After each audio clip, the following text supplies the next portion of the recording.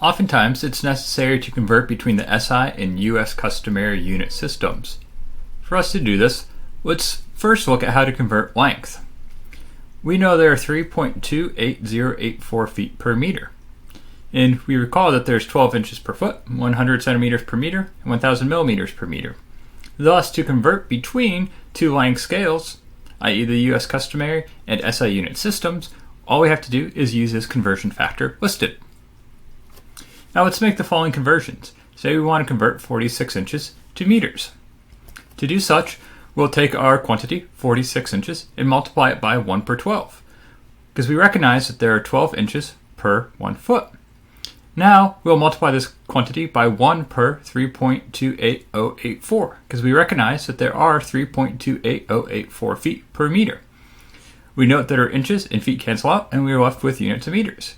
Thus, we have 1.1684 meters. Say we want to convert 1,440 inches squared to centimeters squared. To do this, we're going to take our initial quantity, 1,440 inches squared. We're going to multiply this by 1 per 144, because we recognize that there's 12 squared, or 144 inches squared, per square foot.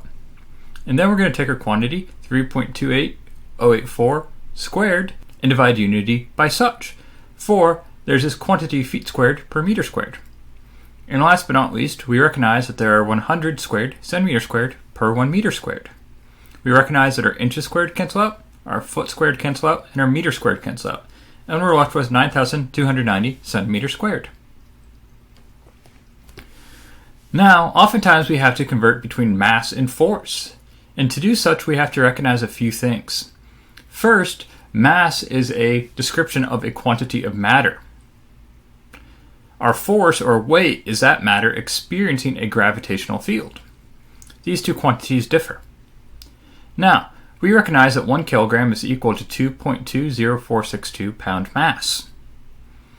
And when we consider force, we have to multiply these by a gravitational field. We know 1 newton is equal to 0.224809 pound force. Now, to go between pound mass and pound force, we have to use a slug. A slug is defined as 1 pound force per 1 foot per second squared. Now, this is weird because we know the gravitational acceleration and the US customary unit system is 32.2 feet per second squared. As we go through the conversion of 1 pound mass to 1 pound force, we can say 1 pound mass times the quantity 1 slug per 32.2 pound mass times 32.2 feet per second squared yields 1 pound force. That is, on Earth, at sea level, 1 pound mass is equal to 1 pound force. Now, if you change the gravitational field, these quantities are going to differ. Now, let's look at example 4. What is our weight in newtons of a 150 pound mass object when it's exposed to Earth's gravitational field? And there's 2 ways we can approach this. The first is we can convert our pound mass to kilograms and then multiply it by gravitational acceleration. So we have 150 pound mass, and we recognize that there's 2.20462 pound mass per kilogram. Thus, we have a quantity of 68.04 kilograms. And we can multiply this now by gravitational acceleration. So you have 68.04 kilograms times 9.81 meters per second squared gives us 667 newtons. Alternatively, we can recognize that 1 pound mass is equal to 1 pound force, and thus we'd have 150 pound force times the quantity 1 newton per 0.224809 pound force, which gives us 667 newtons.